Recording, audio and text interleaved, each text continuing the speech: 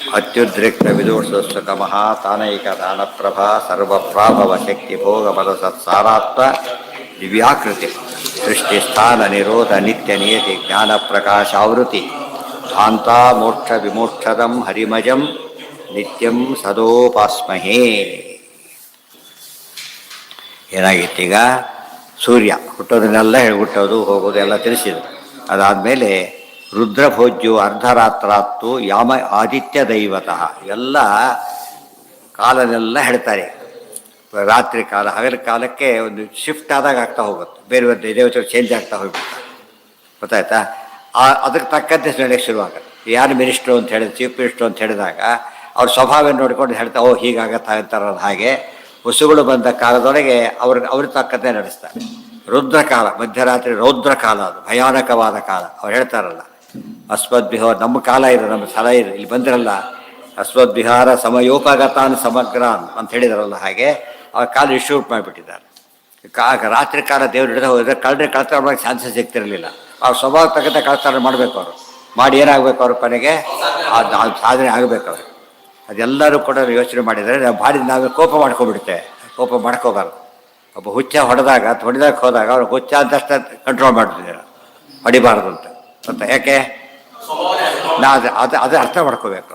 ಇವತ್ತು ಅದೇ ರೀತಿಯೇ ತಪ್ಪು ಮಾಡೋದು ಅನ್ಕೊಂಡ ತಪ್ಪು ಮಾಡೋದು ಸ್ವಭಾವ ಆಯಿತು, ತಕ್ಕಂತೆ ಉಪಯೋಗ ಮಾಡಬೇಕೇ ಹೊರತು ಜಗಳ ಆಡೋದ್ರಿಂದ ಏನು ಪ್ರಾಬ್ಲಮ್ ಜಾಸ್ತಿ ಆಗುತ್ತೆ ಹೊರತು ಏನಾಗೋದಿಲ್ಲ, ಕಡಿಮೆ ಆಗೋದು. ಅದನ್ನು ಅರ್ಥ ಮಾಡ್ಕೋಬೇಕು. ಅವ್ರ ಸ್ವಭಾವನೇ ಹಾಗೆ. ನಾವು ಹೇಳೋದು ಬೇರೆ ಅರ್ಥದಲ್ಲಿ ಮಾತಾಡ್ತೀವಿ, ಅಲ್ಲಿ ಸ್ವಭಾವ ಅಂದ್ರೆ ಹಾಗಲ್ಲ, ಸ್ವರೂಪದ್ದೇ ಭಾವ. ಆ ಅರ್ಥ ಇವರು ಸ್ವರೂಪದ ಕಾನ್ಸೆಪ್ಟೇ ಇರೋದಿಲ್ಲ. ವಸು ಭೋಜ್ಯ ಅರ್ಧಕಾಲಂ ಅರ್ಧ ದೇಶ ತಥೈವ ಚ ರುದ್ರಭೋಜ್ಯು ಅರ್ಧರಾತ್ರಾತ್ತು ಯಾಮ ಆದಿತ್ಯ ದೈವತಃ. ಒಂದು ಯಾಮ ಮಧ್ಯರಾತ್ರಿ ಅಂತ ಹೇಳಿದ್ರೆ ಏನದು ರುದ್ರಭೋಜ್ಯ. ಅದಕ್ಕೆ ಭಯಂಕರವಾದ ಕಾಲ. ರಾತ್ರಿ ಆವತ್ತು ಅವ್ರು ಹೇಳ್ತಾರೆ ನಿಶೀಥ ಅಂತ ಕರೀತಾರೆ. ನಿಶೀಥ ಅಂದ್ರೆ ಏನು? ಮಿಡ್ ನೈಟ್ ಅಂತ. ಮಧ್ಯಾಹ್ನ ಹೇಗೋ ನಿಶೀಥ ಹಾಗೆ. ನಿಶೀಥ ಅಂತೂ ಅರ್ಧರಾತ್ರ ಮಿಸ್ಯಾತ್. ಅರ್ಧ ದಿವಸ ಆಗಿದೆ, ಮಧ್ಯಾಹ್ನ ಬಂತು, ಮಧ್ಯರಾತ್ರಿ ಬರುತ್ತೆ. ಅತಿ ಹೆಚ್ಚು ಬಿಸಿಲು ಯಾವಾಗಿರುತ್ತೆ? ಮಧ್ಯಾಹ್ನ ಕಾಲಕ್ಕೆ ಮ್ಯಾಕ್ಸಿಮಮ್ ಇರುತ್ತೆ. ಮಧ್ಯರಾತ್ರಿ ಕಾಲಕ್ಕೆ ಎಫೆಕ್ಟ್ ತುಂಬ ಜಾಸ್ತಿ ಇರುತ್ತೆ. ರೌದ್ರ ಕಾಲ ಅಂತ. ಆಗ ಸಾಮಾನ್ಯವಾಗಿ ಇವ್ರಿಗೆ ನಿದ್ದೆ ಬರೋ ಕಾಲ, ಅವ್ರು ಎಚ್ಚರಾಗೋ ಕಾಲ. ಕಳ್ಳರೆಲ್ಲ ಆ್ಯಕ್ಟಿವ್ ಆಗ್ತಾರೆ, ಇವರೆಲ್ಲ ಮಲ್ಕೊಂಡ್ಬಿಡ್ತಾರೆ. ಆಗ ಅದು ನೋಡ್ಕೊಂಡು ಅವ್ರು ಕಳ್ತನ ಮಾಡೋಕ್ಕೆ ಶುರು ಮಾಡ್ತಾರೆ. ಹಾಂ ಯಾವುದೇ? ಹೌದು, ಮಧ್ಯರಾತ್ರಿಯಲ್ಲಿ ಯಾಕೆ ಬಂದಿದ್ದು? ಮಧ್ಯರಾತ್ರಿಯಲ್ಲಿ ಯಾಕೆ ಬಂದ ಕೃಷ್ಣ ಹೇಳಿ? ಆತ ಎರಡು ಪ್ರಶ್ನೆಗೂ ಉತ್ತರ ಏನು. ಕೃಷ್ಣ ಜೈಲಲ್ಲಿ ಯಾಕೆ ಹುಟ್ಟಬೇಕಾಗಿತ್ತು? ಅವರು ಜೈಲಲ್ಲಿ ಇದ್ದಾರೆ ಭಕ್ತರು. ಮತ್ತು ಡಾಕ್ಟ್ರು ಮನೆ ಬಂದು ನೋಡಿದ್ರೆ ಡಾಕ್ಟ್ರೇ ಹಾಸ್ಪಿಟಲ್ ಮಾಡಿಕೊ ಅಂತ ಕೇಳೋದಿಲ್ಲ. ಮನೆ ಬಂದು ಟ್ರೀಟ್ಮೆಂಟ್ ಕೊಡೋಕ್ಕೆ ಬಂದಿದ್ದಾರೆ ಅಷ್ಟೇ. ಆ ಭಕ್ತರು ಅಲ್ಲಿದ್ದರಿಂದ ಅಲ್ಲಿ ಬಂದೇ ಹೊರತು ಪರಮಾತ್ಮ ಜೈಲಿನ ಪ್ರಶ್ನೆ ಇಲ್ಲೇ ಇಲ್ಲ. ಅದೇ ರೀತಿಯೇ ಯಾಕೆ ಪರಮಾತ್ಮ ಹೇಗೆ ಮಾಡಿದ್ರೆ ಮಧ್ಯರಾತ್ರಿ ಹುಟ್ಟಿದ ಅಂದರೆ, ಮಧ್ಯರಾತ್ರಿ ಅವತಾರ ಮಾಡಿರೋದು ಯಾತಕ್ಕೋಸ್ಕರ? ದುಷ್ಟನ್ನು ಕೊಡೋದಕ್ಕೆ. ಅವ್ರು ಆ್ಯಕ್ಟಿವ್ ಆಗಿರೋದು ಯಾವಾಗ? ಆ ಕಾಲದಲ್ಲಿ, ಆ ಟೈಮ್ನಲ್ಲಿ ಬಂದ. ಇಲ್ಲದ್ರೆ ದೇವರು ಎಸ್ಕೇಪ್ ಆಗಿದ, ಮಧ್ಯಾಹ್ನ ನಮ್ಮ ಕಾಲಕ್ಕೆ ಬಂದು ತೋರಿಸ್ತಾ ಇದ್ವಿ ಅಂತ ಹೇಳ್ತಾರಲ್ಲ.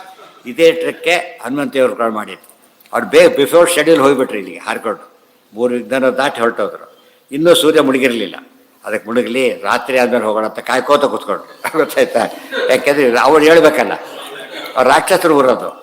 ಜನ ತಪ್ಪು ತಿಳ್ಕೊಂಡ್ಬಿಡ್ತಾರೆ. ಏನು ಹೇಳ್ತಾರೋ ಅವ್ರೆಲ್ಲ ಮಲಗಿದ ಮೇಲೆ ಹೋಗೋಣ, ಮಲಗಿದ ಮೇಲೆ ಎದ್ದ ಮೇಲೆ ಹೋಗೋಣ ಅಂತ ಕಾಯ್ತಾರೋ. ಕೃಷ್ಣ ಮಾಡಿದ್ದ ಹಾಗೆ ಇವರು ಮಾಡಿದ್ದ ಹಾಗೆ. ಅಂದರೆ ಅವ್ರ ಕತೆ ಯಾರ ಬಗ್ಗೆ ಮಾತಾಡ್ತೀವಿ ಅಂತ ಯೋಚನೆ ಮಾಡಿ ಅರ್ಥ ಮಾಡೋದು. ಅವರು ರಾಕ್ಷಸರು.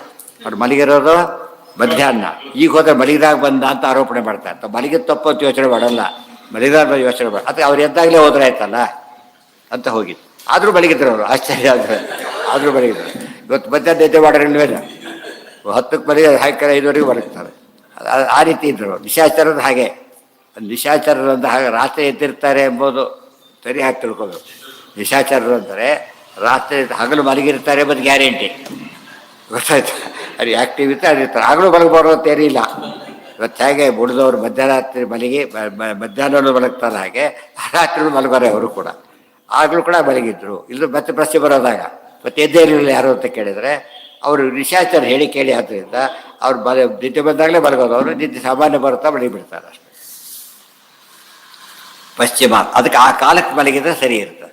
ರಾತ್ರಿ ಮಲಗೋದು ಯಾತಕ್ಕೆ ಒಳ್ಳೆಯದು ಅಂತ ಕೇಳಿದರೆ, ಇಂದ್ರಿಯ ಎಲ್ಲ ಶಿಥಿಲ ಭಾಳಷ್ಟು ಸ್ಟ್ರೈನ್ ಆಗಿರ್ತದೆ, ರೆಸ್ಟ್ ಬೇಕು ಅದಕ್ಕೆ. ಮಧ್ಯಾಹ್ನ ಮಲಗಿಬಿಟ್ರೆ ಆ್ಯಕ್ಟಿವ್ ಇದ್ದ ಕಾಲಕ್ಕೆ ಮನಸ್ಬಿಟ್ಟಾಗತ್ತೆ, ಆ್ಯಕ್ಟಿವ್ ಇದ್ದ ಮನಸ್ಬಾರ್ದು, ಕೆಲಸ ಮಾಡಬೇಕಾಗ. ರುದ್ರಭೋಜ್ಯು ಅರ್ಧರಾತ್ರಾತ್ತು ಯಾಮ ಆದಿ ಅದು ಯಾಮಗಳು ಡಿವೈಡ್ ಮಾಡ್ತಾರೆ, ಯಾಮ ಆಯಾಮ ಅಂತೇಳಿ. ಇನ್ನೂ ಆಚಾರ ಮುಂದೆ ಹೇಳಿ ಬರುತ್ತದೆ. ಪಶ್ಚಿಮಾತ್ ಪೂರ್ವಭಾಗಸ್ತು ರೌದ್ರಾದರ್ಧ ಪ್ರಕೀರ್ತಿತ, ಅದು ಯಾವ ಭಾಗ ಎಷ್ಟೆಷ್ಟೊತ್ತಿರುತ್ತೆ ಅಂತ ಹೇಳ್ತಾರೆ. ತತಃ ಮಾರುತಃ ಕಾಲ ಉದ್ದಿಷ್ಟ ಆದಿತ್ಯಾರ್ಧಶ್ಚ ದೇಶತ, ಅದು ಸ್ವಲ್ಪ ಗಾಳಿ ಬೀಳಕ್ಕೆ ಶುರುವಾಗತ್ತೆ. ಮಾರುತ ಕಾಲ ತುಂಬ ಬೇಸಿಗೆಯಲ್ಲಿ ಮಧ್ಯರಾತ್ರಿ ಕಾಲ ಸ್ಲೋಲಿ ಏನಾಗ್ತಾ ಬರುತ್ತೆ, ಅದಾಗಲೇ ಸ್ವಲ್ಪ ತಂಪಾಗ್ಲಿಕ್ಕೆ ಬರುತ್ತೆ, ಅದೆಲ್ಲ ಹೇಳ್ತಾರೆ. ಗಾಳಿ ಬೀಸಕ್ಕೆ ಶುರು, ಲೈಟಾಗಿ ಗಾಳಿ ಬೀಸುತ್ತೆ. ಆ ಗಾಳಿಯಿಂದ ಸ್ವಲ್ಪ ವಾತಾವರಣದಲ್ಲಿ ಏನು ಶುರುವಾಗುತ್ತೆ, ಸ್ವಲ್ಪ ಕೂಲ್ ಅನಿಸುತ್ತೆ. ಏನು ಅದು ಅರ್ಧಯಾಮಸ್ತು ಸೌಮ್ಯಾತ್ ದಕ್ಷಿಣ ಮಾರ್ಗಕ, ಅದಕ್ಕೆ ಅದರಲ್ಲಿ 0.5% ಯಾವುದಿದೆ ಅಂದರೆ ಸೌಮ್ಯಕಾಲ. ಸೌಮ್ಯಕಾಲ ಅಂದರೆ ಸೋಮ ಅಂದರೆ ಚಂದ್ರಕಾಲ. ಚಂದ್ರನ ಕಾಲ ಅದರಿಂದ ಏನಿರುತ್ತದೋ ತಂಪಾಗಿರುತ್ತೆ, ಗೊತ್ತಾಯ್ತು. ಆಮೇಲೆ ಮಾರುತ ಕಾಲ, ಗಾಳಿ ಬೀಸುತ್ತೆ. ಈಗ ಹೇಗೆ ರಾತ್ರಿ ಚೇಂಜ್ ಆಗುತ್ತೆ ಅಂತ ನೋಡಿದೆ. ಹಗಲು ಸ್ಟೆಪ್ ಬೈ ಸ್ಟೆಪ್ ಚೇಂಜ್ ನೋಡಿರ್ತೇವೆ ನಾವು, ಬೆಳಿಗ್ಗೆ ಮಧ್ಯಾಹ್ನ ಬಿಸಿ ನೋಡಿರ್ತೇವೆ. ರಾತ್ರಿ ಮಡ್ಕೊಂಡ್ಬಿಟ್ಟಿರ್ತಾನೆ, ಗೊತ್ತಾಗೋದೇ ಇಲ್ಲ. ಅದರಿಂದ ನೋಡಿಕೊಂಡ್ರೆ ರೌದ್ರ ಕಾಲ ಇದು, ಈ ಕಾಲ ಇದು. ಅದಕ್ಕೆ ದೇವರ ಡಿಮ್ಯಾಂಡ್ ಮಾಡ್ತದೆ ನಮ್ಮ ಕಾಲ ಅಂತ ಹೇಳ್ಬಿಟ್ಟು. ನಮ್ಮ ಕಾಲ ಸ್ಪಾಟ್ ನಮ್ಮದಿದು, ಇಲ್ಲಿ ಯಾಕೆ ಬಂದಿದ್ದೀವಿ, ಈಗ ಕ್ಲಬ್ಗೆ ಯಾಕೆ ಬಂದಿರಿ ಆಚಾರ್ಯ ಅಂತ ಕೇಳಿದರೆ ಆಗ ಆ ಥರ ಮಾತಾಡ್ತಾರೆ. ಇದು ಬರಬಾರ್ದಾಗಿತ್ತು, ನೀವು ಯಾಕೆ ಬಂದಿರಿ ಅಂತ ಕೇಳಿದ್ರು. ಅದಕ್ಕೆ ಹೇಳ್ತಾರೆ ನಮಗೆ ಇವೆಲ್ಲ ಲೆಕ್ಕ ಇಲ್ಲ, ಕೂಸಿದೆ ಎಲ್ಲ ನೋಡ್ಕೊಡುತ್ತೆ ಅಂತೇಳಿ. ಪಶ್ಚಾತ್ ತತಸ್ತದರ್ಧ ಕಾಲೇನ ಪಶ್ಚಾತ್ ಉದೈತ್ಯೇವ ಪೂರ್ವತೋ ಅಸ್ತಮುಪೈತಿ ಚ. ಈ ರೀತಿ ರಾತ್ರಿ ಸೂರ್ಯ ಹೇಗೆ ಮೂವ್ ಆಗ್ತಾನೋ ಹಾಗೆ ಟೈಮ್ ಚೇಂಜ್ ಆಗ್ತಾ ಹೋಗುತ್ತೆ ಅಂತ ಹೇಳ್ತಾರೆ. ಕಾಲ ಬದಲಾಗ್ತಾ ಹೋಗುತ್ತಾಗಲೇ. ರಾತ್ರಿ 10 ಗಂಟೆ ಫೋನ್ ಮಾಡ್ಲಿಕ್ಕೂ ನಾವು ಯೋಚನೆ ಮಾಡ್ಬೇಕು, ಕೆಲಸ ಮಲಗಿರ್ಬೋದು ಅಂತೇಳಿ. 12ಕ್ಕೆ ಮಾಡಿದ್ರೆ ಮಾತ್ರ ಗ್ಯಾರಂಟಿ ಮಲಗಿರ್ತಾರೆ. ಆದರೆ 8, 9 ಏನು ಮಾಡ್ತಾರೆ, ಒಂದು ಚಾನ್ಸ್ ಇದೆ, ಎದ್ದಿರೋ ಚಾನ್ಸಸ್ ಇರುತ್ತೆ. ಆ ಅರ್ಥದಲ್ಲಿ ನಾವು ತಿಳ್ಕೊಂಡ್ರೆ ಇದೆಲ್ಲ ಸೂರ್ಯನೇ ಮಾಡೋದು. ಹಗಲು ಮಾಡೋದು ನಮಗೆ ಅರ್ಥ ಆಗಿದೆ, ರಾತ್ರಿ ಸೂರ್ಯ ಏನೇನಾಗುತ್ತೆ ಅಂತ ಇಲ್ಲಿ ಹೇಳ್ತಾರೆ ಉಪನಿಷತ್ತಿಗೆ. ಈಗ 24 hours ಸೂರ್ಯ ಏನಾಗ್ತಾನೆ, ಈಗ ತನ್ನ ಪ್ರಭಾವ ಬೀರ್ತಾನೆ ಅಂತ ಅರ್ಥ. ಪಶ್ಚಾತ್ ಉದೇತ್ಯೈವ ಪೂರ್ವತೋ ಅಸ್ತಮುಪೈತಿ ಚ. ಇಷ್ಟೆಲ್ಲ ಮಾಡಿ ಮತ್ತೆ ಹುಡ್ತಾರೆ. ತತಃ ತದರ್ಧ ಕಾಲೇನ ಚ ಉತ್ತರಾದ್ ಉದಿತಸ್ತಥ. ಅದಕ್ಕೆ ಅರ್ಧ ಕಾಲ ಉತ್ತರ ದಿಕ್ಕಿನಲ್ಲಿರ್ತಾನೆ. ಅಸ್ತಂ ದಕ್ಷಿಣತೋ ಯಾತಿ ಸಕಾಲೋ ಮಾರುತಸ್ಮೃತಃ. ಈ ಉತ್ತರ ದಕ್ಷಿಣ ಈ ಅರ್ಥಲ್ಲಿ ಹೇಳಿದ್ದೆ ಹೊರತು ಸುಮ್ಮನೆ ಉಪನಿಷತ್ತು ನೋಡಿಬಿಟ್ರೆ ಸೂರ್ಯ ಉತ್ತರದಲ್ಲಿ ಹುಟ್ಟು ದಕ್ಷಿಣದಲ್ಲಿ ಮುಳುಗ್ತಾನೆ ಅಂತ ಕೇಳಿದರೆ ಇದು ಯಾವ ಕಾಲಕ್ಕೆ, ಉಪನಿಷತ್ತಿನ ಕಾಲಕ್ಕೆ ಸೂರ್ಯ ಎಲ್ಲಿ ಹುಡ್ತಾರೋ ಗೊತ್ತಿದ್ದಿಲ್ಲ ಅಂತ ಬರೆದುಬಿಡ್ತಾರಷ್ಟೇ. ಅಲ್ಲ, ಈ ಜರ್ನಿ ಹೇಳ್ತಾ ಇದ್ದಾರೆ. ಮತ್ತು ಇಲ್ಲಿಂದ ಮೂವ್ ಆಗೋದನ್ನು ಹೇಳ್ತಾರೆ, ದಕ್ಷಿಣ ಉತ್ತರಾಯಣ ಹೊರತು ಸೂರ್ಯ ಹುಟ್ಟೋದು ಈ ಥರದ್ದು ಯಾರು ಹೇಳಕ್ಕೆ ಹೊರಟಿಲ್ಲ. ಅಲ್ಲಿ ಈ ಕಾಂಟೆಸ್ಟ್ ಗೊತ್ತಿಲ್ಲ ಏನು ಮಾಡಿಬಿಡ್ತಾರೆ, ಅದು ಹೇಳಿಲ್ಲ. ನಕ್ಷತ್ರಾಣ ವಹಂ ಶಶಿ ಅಂದ ತಕ್ಷಣ ಕೃಷ್ಣನ ಕಾಲಕ್ಕೆ ಚಂದ್ರನ ನಕ್ಷತ್ರ ಅಂತ ತಿಳ್ಕೊಂಡ್ಬಿಟ್ಟಿದ್ರು ಪಾಪ. ಈಗ ಭಾರಿ ಮುಂದುವರೆದಿದ್ದೇವೆ, ಏನು ಹೇಳಬೇಕು ಇದಕ್ಕೆ. ಇಷ್ಟು ಇಂಥ ಮೂರ್ಖರಿದ್ರೆ ಏನೋ ಬರ್ದಾನೆ ಒಬ್ಬನು ವಿ.ಕೆ. ರಾಜವಾಡಿ ಅಂತ ಹೆಸರು ಆಗ್ತದೆ. 1916 ಅದರಲ್ಲಿ ಎಲ್ಲಿ ಆರ್ಟಿಕಲ್ ಬರೆದ. ಗೀತೆಯಲ್ಲಿ ಫುಲ್ ಬೈದಾನೆ ಅದರೊಳಗೆ. ಗೀತೆಯ ಕಾಲಕ್ಕೆ ಎಷ್ಟು ತಪ್ಪಿದೆ ಗೀತೆಯಲ್ಲಿ ಅಂತ ಹೇಳ್ತಾನೆ. ಇವನು ತಲೆಯಲ್ಲಿ ಎಷ್ಟು ಕೆಟ್ಟ ವಿಚಾರ ಅಂತ ಗೊತ್ತಾಗಲ್ಲ. ಯಾವತ್ತು ಆಚಾರ ಕ್ಲಿಯರಾಗಿ ಹೇಳಿಬಿಟ್ರಲ್ಲ. ಇದನ್ನು ಯೋಚನೆ ಮಾಡಿದರೆ ಇದ್ರ ಇಷ್ಟು ದಡ್ತನ ಇದ್ದಾರೆ, ಭಗವದ್ಗೀತೆ ಆಗ್ತಿತ್ತ. ಅದು ಎಂಥ ಮೂರ್ಖರಿದ್ದಾರೆ. ಆ ಲೇಖನ ಹ್ಯಾಗೆ ಪಬ್ಲಿಷ್ ಮಾಡಿದ್ರು ಮಹಾನುಭಾವರು, ಅದೇ ಆಶ್ಚರ್ಯ.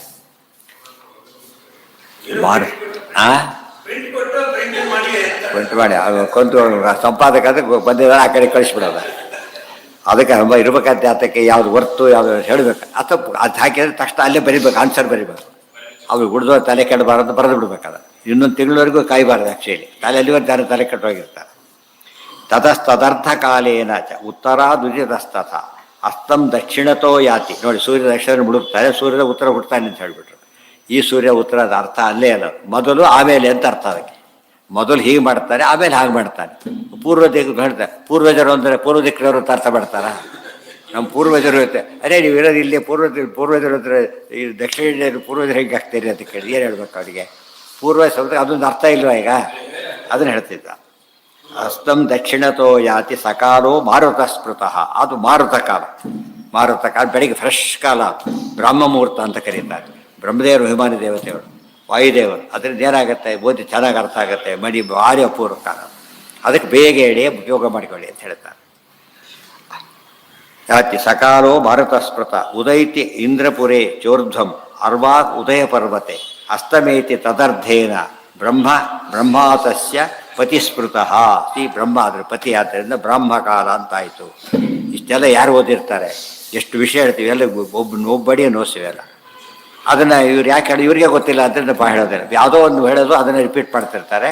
ಆಚಾರ್ಯ ಏನೋ ಬರೆದ ಅಂತ ತಿಳ್ಕೊಂಡ್ಬಿಡ್ತಾರೆ. ಒಂದೊಂದು ನೋಡ್ತಾ ಹೋದರೆ ಬರೆಯೋ ಪ್ರತಿಯೊಂದು ಕೂಡ ಅವ್ರು ಬಿಟ್ಟರೆ ಯಾರಿಗೂ ತೆಗೆದು ತೋರ್ಸೋಕ್ಕೆ ಸಾಧ್ಯ ಇರಲಿಲ್ಲ. ಅದು ತೋರಿಸೋದು ಗೊತ್ತಿರಬೇಕೇನು ಅಂತ ಹೇಳಿಬಿಟ್ಟು ಅದು ಅಡಿಗೆ ಮನೆ ತಕ್ಷಣ ಏನೋ ಗೊತ್ತಾಗಲ್ಲ. ಇದ್ದವ್ರನ್ನ ಕೇಳಿದ್ರೆ ತಕ್ಷಣ ಕೊಡ್ತಾರಲ್ಲ, ಹಾಗೆ ಸರ್ವಜ್ಞ ಮನ್ಯ ಮನವೇಶ ಎಲ್ಲ ತಿಳಿದವರಾದ್ರಿಂದ ಎಲ್ಲ ಬಿಡಿಸಿ ಹೇಳಿದ್ರು. ಉಳಿದವ್ರು ಸುಮ್ಮನೆ ನೋಡಿ ಉಳಿದವ್ರ ವ್ಯಾಖ್ಯಾನ ಓದಿ ಗೊತ್ತಾಗುತ್ತಾಗ ಏನು ವರ್ಲ್ಡ್ ಆಫ್ ಡಿಫರೆನ್ಸು, ಅರ್ಥ ಸಂಬಂಧ ಇಲ್ಲ. ಏನ ಸೂರ್ಯ ದೇವತೆಯಾಗಿ ಸೂರ್ಯ ದೇವತೆ ಯಾವ ರೀತಿ ಫಂಕ್ಷನ್ ಮಾಡ್ತಾನೆ ಅದನ್ನು ಹೇಳಕ್ಕೆ ಕೊಟ್ಟಿದ್ದಾರೆ. ಇವ್ರು ಏನು ಮಾಡಿಬಿಟ್ರು, ಸೂರ್ಯ ಮಂಡಲ ಹುಟ್ಟೋದು ಸಾಯೋದು ಕತೆ ಕೇಳಿಸ್ಬಿಟ್ರು. ಸೂರ್ಯ ಸುಗ್ರೀವನಾಗಿ ಹುಟ್ಟಿದ, ಆ ಸೂರ್ಯ ಇರಲಿಲ್ವಾ ಈ ಪ್ರಶ್ನೆ ಕೇಳೋರಿದ್ದಾರೆ. ಸೂರ್ಯ ಕಳ್ಳನಾಗಿ ಹುಟ್ಟಿದ ಇರಲಿಲ್ವಾ, ತಕ್ಷಣ ಉತ್ತರ ಕೊಡ್ತಾರೆ. ಒಂದು ಅಂಶ ಇಟ್ಟು ಇಲ್ಲಿ ಬಂದ ಅಂತ ಉತ್ತರ ಇಮ್ಮಿಡಿಯೇಟ್ಲಿ ಕೊಡ್ತಾರೆ. ಒಂದು ಅಂಶ ಇಟ್ಟು ಇಲ್ಲಿ ಬಂದಿದ್ದಾರೆ, ಅರ್ಥ ಆಯ್ತಾ? ನಮ್ಮಲ್ಲಿ ಇದು ಕೊಡ್ತಾರಲ್ಲ, ಈಗ ಅದು ಕಾರ್ಡ್ಲೆಸ್ ಫೋನ್ ಕೊಡ್ತಾರಲ್ಲ, ಒಂದು 2 ಕೊಡ್ತಾರೆ, 2-3 ಕೊಟ್ಟಿರ್ತಾರೆ. ಈ ಹರೇ ಫೋನ್ ಇಲ್ಲೇ ಇಲ್ಲಿ ಎಂಥ ಮ್ಯಾಜಿಕ್ ಇದು ಅಂತ ಕೆಳಗಿದೆ ಇಲ್ಲಿ, ಗೊತ್ತಾಯ್ತಾ? ಅಲ್ಲೊಂದಿಲ್ಲೇ ಇಟ್ಕೊಂಡಿದ್ದಾರೆ ಅಷ್ಟೇ. ಅದು ಫೆಸಿಲಿಟಿಗೆ ಅಂತ ತೊಗೊಂಡಿರ್ತಾರೆ. ಈ ಅರ್ಥ ಬೇರೆ ಏನು ಮಾಡ್ತಾರೆ, ಅಂಶ ಅದು ಸಾಂಶ ಫೋನ್ ಅದು.